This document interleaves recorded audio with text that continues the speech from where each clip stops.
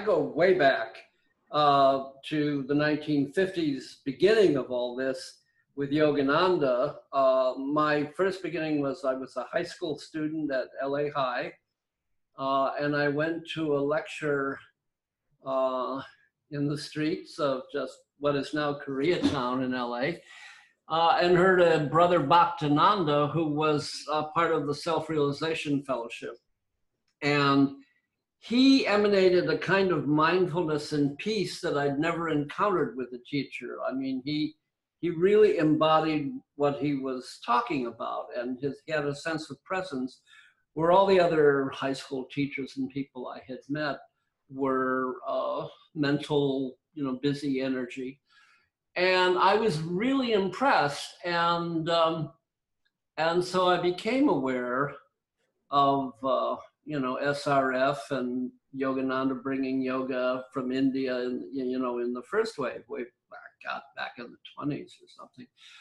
So growing up in the streets of LA being a city on the Pacific Rim, interfacing with all of those Asian cultures from Japan and China, I became aware of the waves of planetization. And what's that word, planetization? Planetization is a word from Teilhard de Chardin, right? Book on the Future of Mankind. And so the planetization was something I bumped into because I was growing up in a big urban environment on the Pacific Rim. So I didn't come at it from Brooklyn or New York. I got it from LA, but this is LA in the 50s when, it was the Marilyn Monroe top-down convertible Santa Monica Beach era. So it was, being at the right place at the right time. And so that made a big impression on me. And I started reading the Upanishads and stuff in high school and getting really interested. And then went, get busy on the academic thing and took a right turn into getting a BA and PhD at Pomona and then Cornell. And then finally, when I got back to Cambridge and teaching at MIT, then I had time to take a left turn back to esoteric matters. And so I went to the SRF ashram and the beautiful lake out in Malibu on Sunset Boulevard, and then started taking the Kriya Yoga lessons of Yogananda. That's a 3.5-year course in traditional Shaivite, esoteric yoga. And it's pretty much what, a lot of people teach, the elevation of Kundalini, the initiation through the etheric body. So it's illumination, not enlightenment. It's definitely using the etheric body as the vehicle of initiation, which from a, let's say, Buddhist or even Catholic point of view, that's not compassion, that's not enlightenment, that's not, the biggie, it's just illumination. And so those people who stop there can be spiritually arrogant, spiritually cruel, then they're definitely not there yet. And that's why a lot of the gurus were screwed up. I had, then in the 60s, I met Muktananda, and he was messing around with women, and he was doing Shaktipat. And all of that stuff doesn't mean shit, it's all the etheric body. But a lot of people, thought it stopped there and made a big deal out of Muktananda. And, Trungpa was doing his thing, and there was a lot of noise from, I met Trungpa, so I met a lot of these guys. And some of them were really screwed up, like Trungpa was an alcoholic, and people would talk about crazy wisdom, and they would rationalize to hold on to their holy man. But the holy man was more noise than information, so I was very unsatisfied with that. More noise than information. What does that mean? Well, that's information theory from Shannon, that a message is information plus noise in the signal. So if you have a muddy channel, then you have more noise than information. if you have a good, clear channel, then you have more information than noise. Right. I like that metaphor because, you know, it is relevant to everyday people could understand that. And I think I want to hear more about your process, but I think there's a lot of noise in today's society, and we can talk about that a little later. I actually got Shaktipat from Mutkananda the last weekend. He was in the U.S. upstate.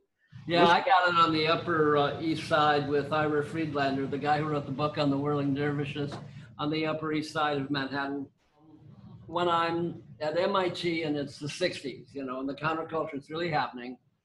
And I was never into drugs, but my friends, and I've never owned a nickel bag or owned a joint. You know, I accepted a roach at parties in the 60s. I think I smoked grass twice. And that was just tokes. So I took a toke and I had my head in the stereo speaker, listening to the Doors, break on through to the other side. And then my third eye started swirling with this vortex. And a voice came in and said, get the hell out of here, you drugstore mystic, and come in the right way. And so I, you know, listened to that daimonic prompting and would have nothing to do with the counterculture drug scene. You know, I met Alpert and what was his name change? Dick Albert. Dick Albert became what? He had Ram Dass. Yeah, Ram Dass. I met him. I went to a lecture in the East Village, I think, with Timothy Leary. And I was really turned off by the scene, by him, by their vibes. And I had a repulsion to the psychedelic subculture. I didn't want any part of it. And because I had been exposed as a high school student, back circling to Brother Bhaktinanda, I began to be interested in, you know, pure yoga and doing it the right way as the voice instructed. So when I was out in LA, when I was still teaching at MIT, I went for a walk around the Self-Realization Fellowship Lake in Malibu or whatever part of LA it's in. And from that, connected to the Kriya Yoga and started doing Kriya Yoga, which takes 3.5 years to go through the whole trip. And that got me really interested in the authentic counterculture and not the druggy one. So when Was there overlapping between the authentic counterculture and the druggy one? No, there was just repulsion to the drug scene and even grass for me. I always had a daimonic feeling that LSD, my friends were doing acid and SCP and some other stuff and mushrooms. And I knew sort of intuitively that that was not the way I wanted to go. So I went into the yogic training. And then that practice of doing that, I came to, you know, the usual countercultural crisis of MIT with the Vietnam War and became dissatisfied that MIT was like the thought police of the military industrial complex, and being an MIT professor was like being Muzak in the factory. And so I quit, even though they promoted me twice in the 3 years I was there. And I actually now think it was a mistake. I should have stayed at MIT. But I went up to this brand new university in Toronto called York University, which was supposed to become the Santa Cruz of Canada, but it never did. But in the very first days in 1968, it was full of promise and idealism, wow. Innovation, and we were, you know, and so I was part of that.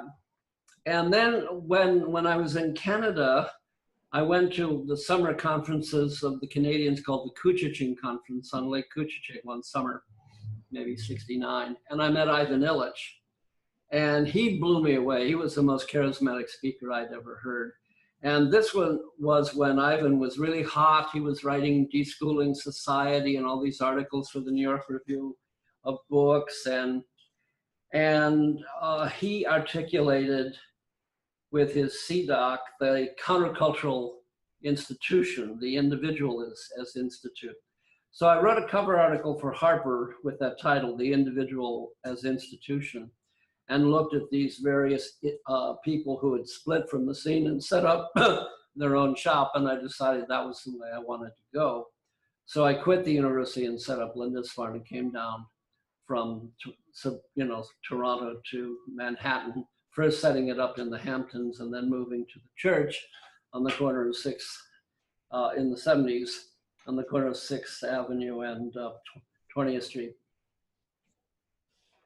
Right. So when was that you set up shop in Manhattan? I moved, I think in 1973, down and had the first to Southampton, the Hamptons, and had the first Lindisfarne conference that brought all these diverse people who expressed planization together. So I had E.F. Schumacher and Stuart Brand and Carl Sagan, and I had about 20 of those guys. So it was a big scene, and so it got an article in the New York Times Sunday Magazine, and Bill Moyers did an hour TV program on me in Lindisfarne.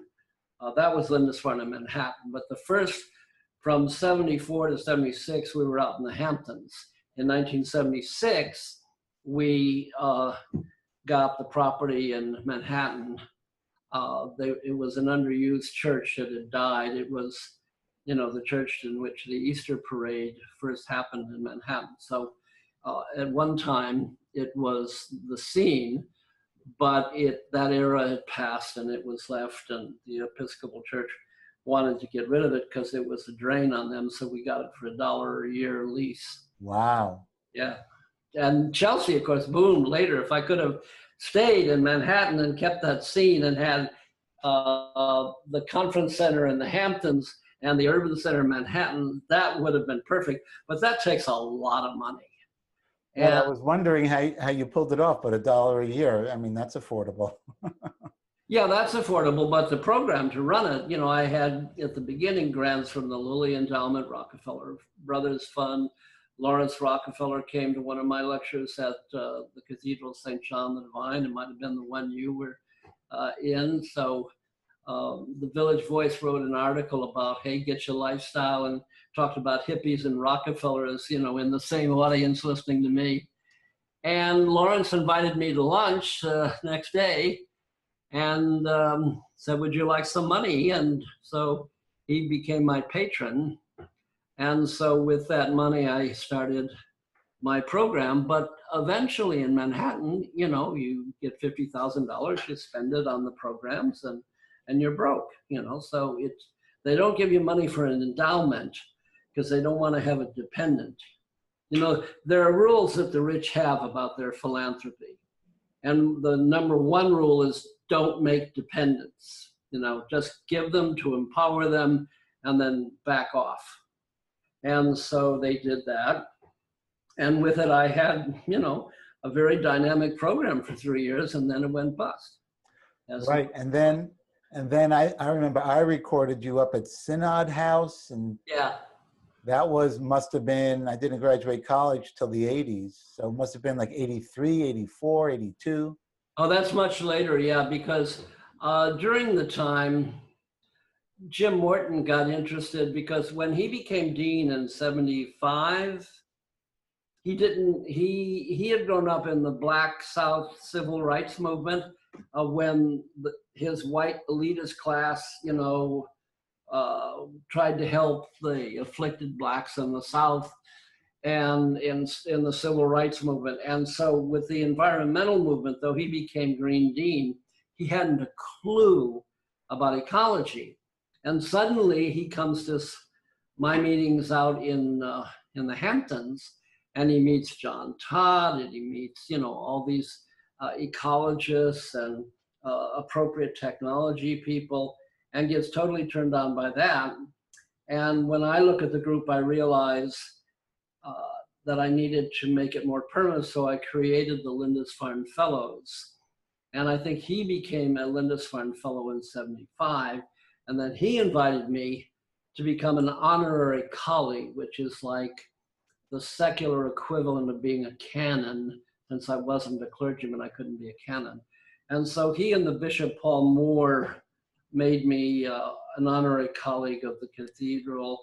And I started giving a course of lectures that you attended in the '80s. Yeah, we recorded them. We did the audio recordings, and I think it was David Spangler and Yeah, a whole bunch of people. Yeah, yeah, and so that was in the '80s.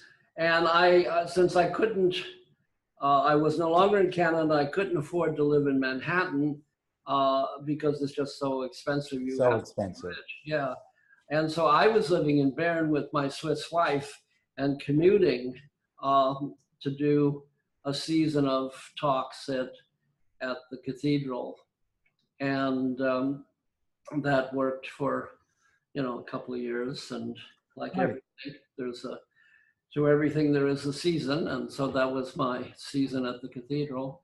Now there's a new dean, and I have absolutely nothing to do with it. Right. Now, Dean Morton, he was a friend, and he was very special. Yeah, he was. Yeah. Of course.